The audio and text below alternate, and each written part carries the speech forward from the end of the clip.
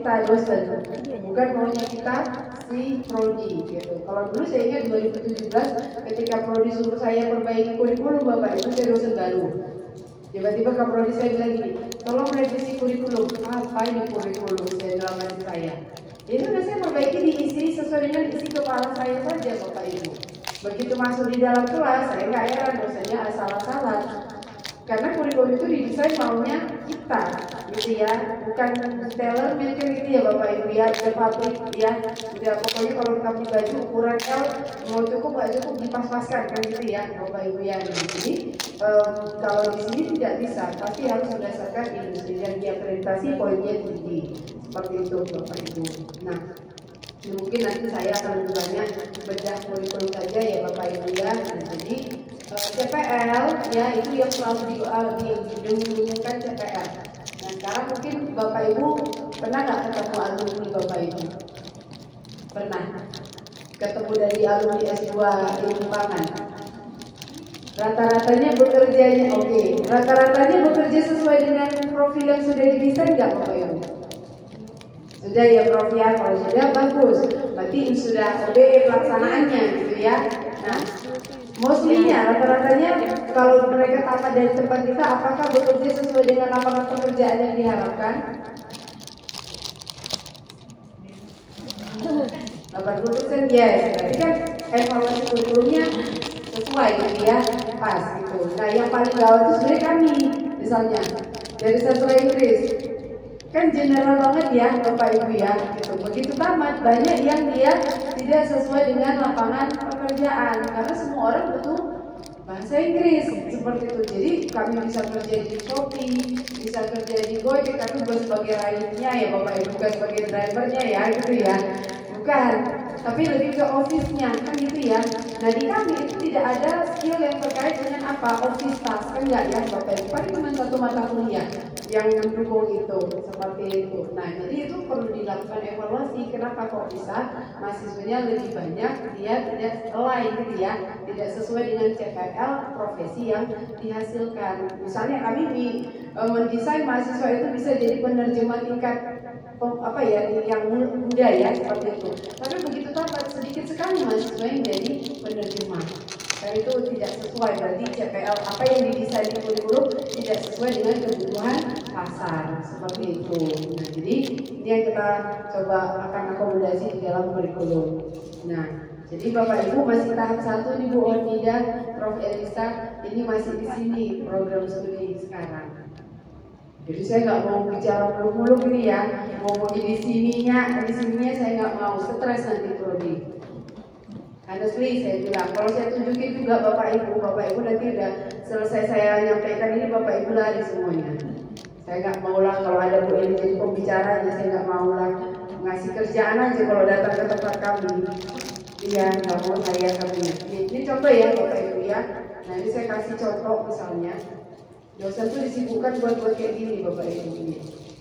Nah bayangin coba ini. Karena setiap kita janjinya hari ini, klien tuh bisa analisis ya, gitu kan Bapak Ibu ya. Maka nampak nanti, oke, si Aditya, maka nanti setiap ini ada Bapak Ibu. Hasil pencapaian mahasiswa itu sampai nanti ada kategorinya dia tercapai atau tidak tercapai. Nah saya nggak mau cerita teaching and learningnya dulu ya Bapak Ibu. Nanti kalau saya ceritain besok-besok, apa namanya saya lupa Bu. Bu Mei ini paling rajin, ketemu muka saya gelok dia langsung. Ya Bu Mei ya, aduh Bu Eli ini kalau datang kasih tugas saja nggak jadilah. Dosen muda ketemu saya nggak usah lah ketemu sama Bu Eli, banyak kali kerjaan Bu gitu ya. Nah karena nanti bakalan apa ya Bapak Ibu banyak sekali yang dituntut seperti itu kalau kita ngomongin sampai assessment dan evaluation-nya seperti itu. Jadi saya ngomongin di sini aja dulu ya Bapak Ibu, kita setuju ya, boleh ya Bapak Ibu ya, kita nyusun dulu kurikulum kitanya bagus seperti itu. Setelah itu nanti teaching and learning-nya udah disahkan, kita jalankan next session lah ya Bapak Ibu. Nah sekarang kita lihat di sini, ketika bicara OBC Bapak Ibu, maka Bapak Ibu tadi sudah melakukan menyusun visi misi, sudah menyusun yang namanya kebutuhan ya dari stakeholder, maka kita merumuskan namanya profil lulusan. Saya mau langsung aja ke dokumen kurikulum atau gimana Bapak Ibu, sambil saya jelaskan, saya tunjukkan dokumen kurikulum Seperti itu boleh ya Bapak Ibu ya. Nah, nanti kita lihat. Jadi kita menyusun ke profil lulusan seperti itu. Nah, mazhab untuk profil lulusan ini macam-macam Bapak Ibu, ya macam-macam. Kok ngeri kali ya Bu ya. Nah, seperti ini.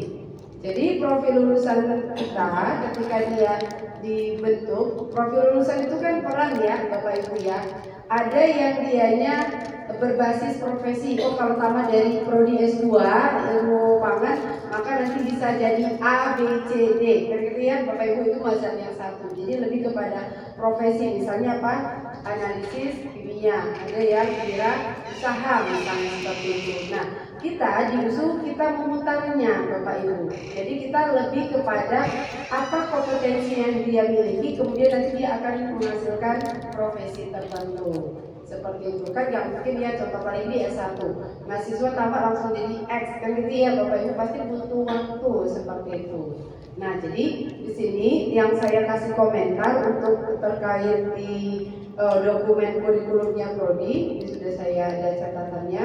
Sembari aja ya Prof ya gitu ya, dia langsung terlihat gitu catatan dari saya. Nah, kita komentari tadi di awal, kita buat dulu visi misi program studi. Visi misi program studi itu diturunkan dari universitas kemudian fakultas seperti itu. Nah, kalau di sini saya lihat visi program studinya ini ada yang disentuh, yang mana itu Bapak Ibu yang ini pangan nasionalnya, gitu ya. Jadi udah disentuh di pangan nasionalnya.